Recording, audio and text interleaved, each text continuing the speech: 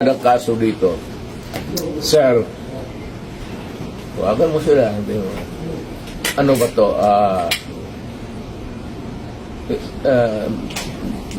May bariyan kasi. Pero kung sasama ako sa iyo, huwag kang magtingin dyan, sasama ako sa iyo. Yes, sir. Thank you, sir.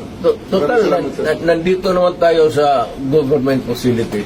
Yes. So, escape is not a problem. Impossible dream. Thank you, sir. Okay naman, apurado. Ang akin lang, I might not have the chance anymore to lecture on you na the serious implications nito. We have withdrawn and then you would allow it to be brought to a body of which we are no longer a member. Isa yan. Kaya sabihin mo din sa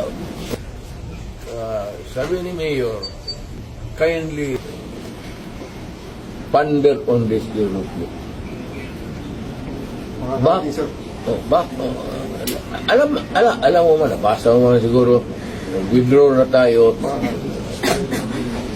So, bakit mo ako dalhin doon sa international body na hindi tayo membro? Kung balang araw, per chance, kung isa sa inyo magkakaroon ng kaso, at joking ko yung mga politika to, alam mo naman politika ito. Sabi ko siguro, doon hatakin mo yan doon sa maligayahan kayo niyan.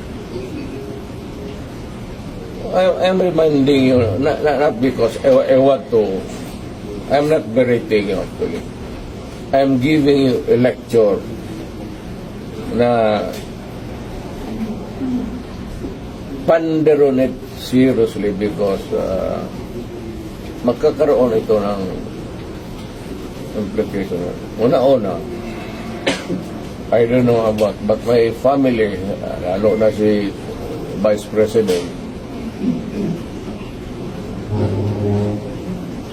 ikaw bukas mag-presidente yan, waswasa yung lahat dito. Or on a longer term, kung tatakbo yan, mananalo yan dahil nga sa ginawa ninyo tuloy yung ano.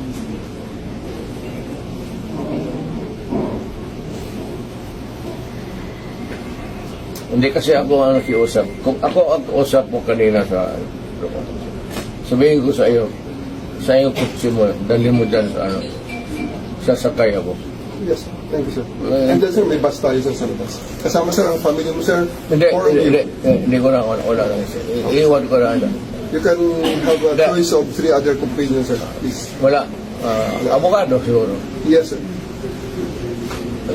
Wala man kayong ano. Wala. What's the worst that, kasi ito rin, what's the worst that they can, Hague. malayo masyado yung Hague. Kaya doon ka nga dalahin eh. Hindi nga papayag ang Supreme Court yan. Kaya nga. May mga abogado. They're actually bringing you to the Hague. Yun ang sinabi ni General Torre. That is kidnapping. That is Kidnapping. kidnapping. We just answer that, Mr. President, on the proper forum. Andito naman mga abogado niyo. Okay na siguro. Kaya nga, basta isabihin mo yung ICC is out of the question. Yes. Dito tayo ano, prosecute niyo ako, i-detain mo ako, pakainin mo na ako, patulugin mo ako.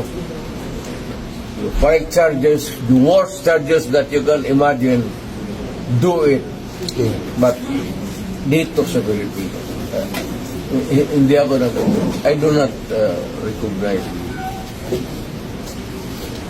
So, are you coming with us, sir? Oo, basta yan ang condition. Yes, sir.